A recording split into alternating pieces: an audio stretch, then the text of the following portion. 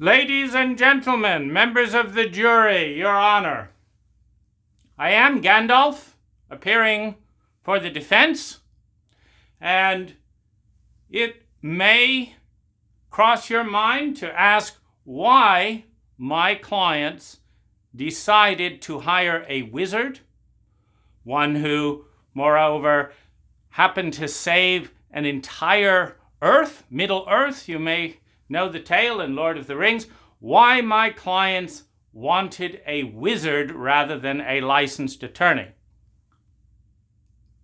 And to this I would simply say that there are certain cases where the evidence looks very dark against the accused, and a wizard is much more in line to magically vanishing away certain unpleasant facts that my client doesn't wish to come to light.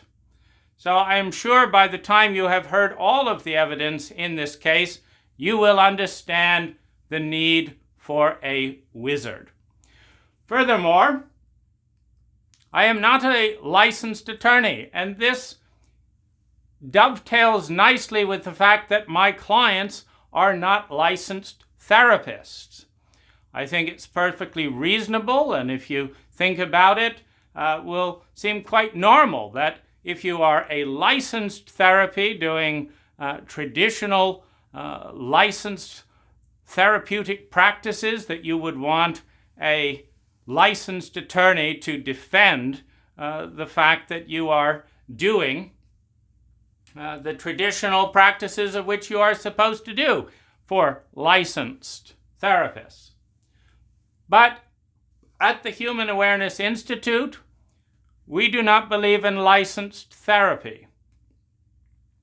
That is to say, my clients do not believe in getting licenses that entailing a great deal of money, time, and ethical training, plus binding them to a variety of things that if you were my client's client, you would not want your therapist to be bound by. For example, who among you sitting at some drab therapeutic office, busily fantasizing about her nice breasts, would not like the opportunity to diverge from the traditional therapeutic path and get a little pussy? I wish to present the data from this very courtroom. How many in this courtroom? What, we cannot do a survey?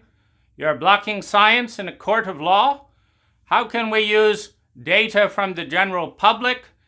How can we pursue our task of creating human awareness if we are not allowed to gather the data and evidence we need to prove our case? Be that as it may, you know who you are. There are many members of the public in this courtroom who have thought it would be much better to be having sex right now than stuck in this therapeutic office. The rates are almost identical per hour. One, you go out feeling miserable. The other, you at least get a good orgasm. Some of you may know the brain chemical impact of a good orgasm, releasing stress. And for those of us who have been sexually abused as children, we know the secret protocol. We're not going to go home and tell our partners we just had sex with a therapist. Now, you may ask, as my worthy opponent, the accuser, why it is that we are a public nonprofit. We at the Human Awareness Institute feel that if we can get an adequate tax break from the government, we will be able to keep our low fees for our clients and give them a better deal. Furthermore, in the case of Peter Sandhill, who has not passed on those lower prices at $175 an hour, Peter, a very dedicated sex worker, has been able to restore much of his libido and vitality by taking various family vacations, playing the piano, going off to a variety of entertaining activities, which would not be possible without the high rates charged and avoiding the loans that are often associated with being traditionally licensed. Now, you may ask yourself, as the accused has, why it is that if the facilitators are not licensed, they should still pay the full price. Every American loves a good discount, and even though I am not from this land, I understand the idea. Well, let me just say, it is a tradition in the free market system that people get paid more for extra services. And I put it to you, members of the jury, that most of you have never been given the opportunity to have sex with your therapist. Furthermore, no tips were required. Now, some will no doubt complain about the incident with the mushrooms. Well, we in Middle-earth don't abide by such absurd rules of banning the use of mushrooms. Whatever next? Carrots? Anyone likes a good mushroom in an omelet?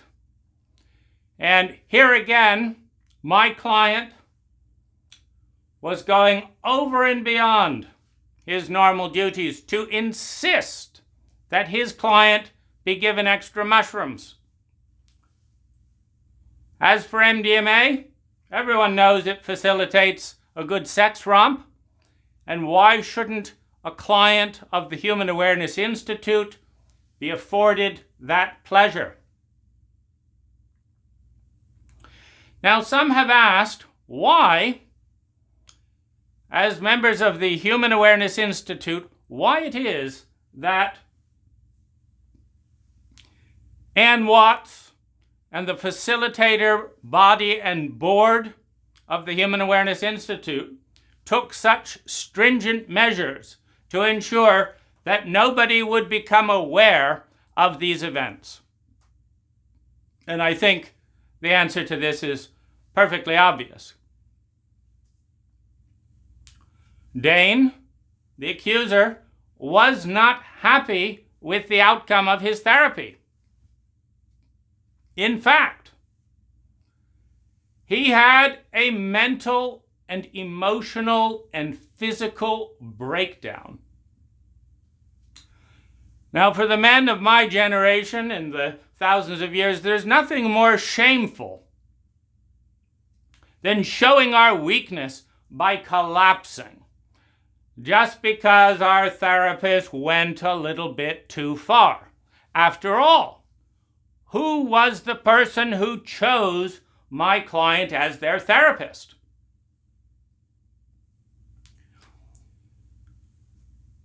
If you do ever become the unfortunate victim of sexual and therapeutic abuse, I hope for your sake, given the rapacious nature of gossip in this wretched culture, that your therapist does as much to conceal the abuse as my client, so as not to sully the good name of a member of the community who, after all, must be feeling pretty embarrassed at having chosen my client to do the work that they did. That is not to say that my client did not do his job professionally. After all, the definition of professional is someone who got paid, and my client got paid very well at $175 an hour. Now, in a case like this, there are always multiple tensions and conflicting values. And it takes someone as sophisticated as the presenters of the Human Awareness Institute to carefully weigh the pros and cons of different approaches.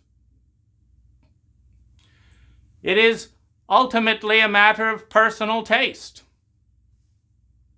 Would you rather enjoy the boredom of traditional licensed therapy, coming in week after week to listening to the sad stories of your wretched life?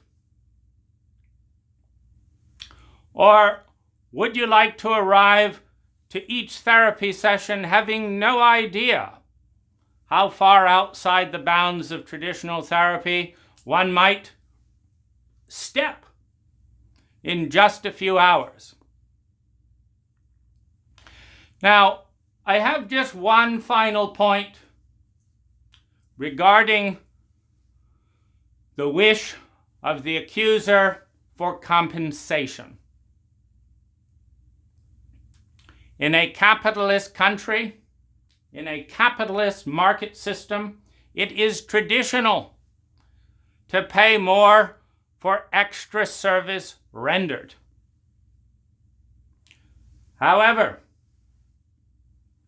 despite becoming a lover, despite discussing personal marital events, despite offering encouragement to step beyond the pale of traditional boundaries and protocols, my client, Peter Sandhill, never asked for a tip. If anything, speaking with him about this affair, I understand that he bent over backwards, continuing his therapy, finding an ideal wife for my accuser, a suitable wife for marriage who, while it may be pointed out, did not possess any of the qualifications of being a good compatible match, was a soulmate.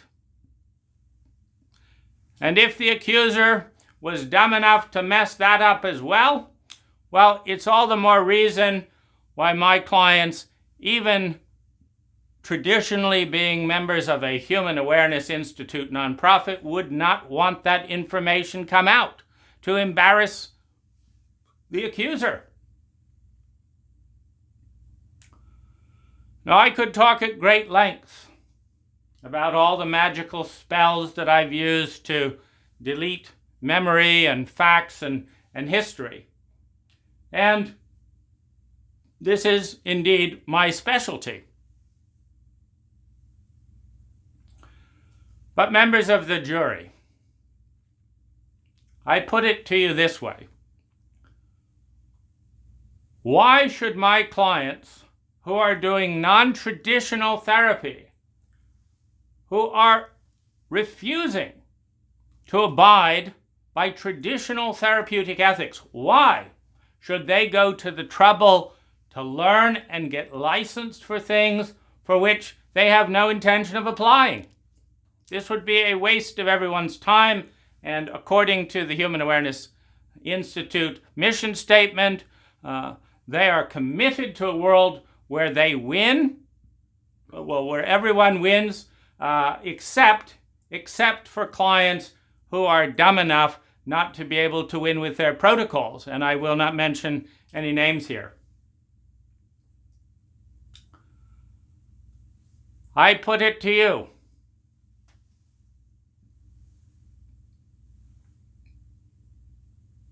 Members of the jury, members of the public, we have a very good time at the Human Awareness Institute. And while there may be, in a dualistic paradigm, a price, a downside, a few people who die unexpectedly or reenact various traumatic events, whatever that means, because that is not covered by the Human Awareness Institute protocol, so we don't talk about trauma. But if other people come in and get traumatized, well, we have a saying at the Human Awareness that you are at choice. And if you choose not to be traumatized and to enjoy the sexual abuse that we dish out, you will naturally be happier and more appreciative of our services than if you do not. I don't wish to cast dispersions on the intelligence of any of our victims, quote unquote, but I would leave you with this final question. Why in the hell would anyone paying good money for sex go to the lengths of choosing to be miserable about it when they have the perfectly reasonable alternative choice of choosing to enjoy and call whatever is happening good therapy? And with that, I rest my case.